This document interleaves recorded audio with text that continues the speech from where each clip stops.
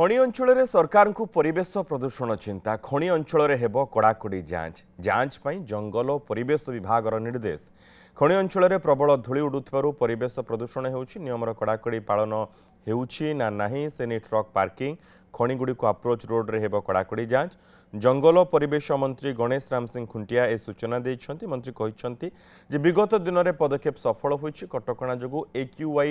Danger level रु बाहरी।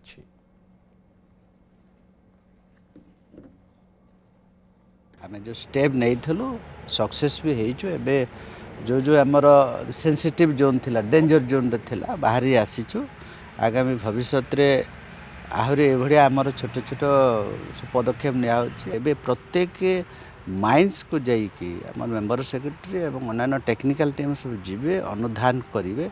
यदि तांकर जो SOP भायोलेट करुवे निश्चित भाव में आम नोटिस करूँ प्रत्येक माइंस को जाइए चेक कराहब एम जड़ा बड़बिल आप मयूरभंज सुंदरगढ़ केन्दुझर जाजपुर सब तमाम सब अंचल चेक कराहब जोटा कि आम प्रदूषण रोकने साहाय्य कर।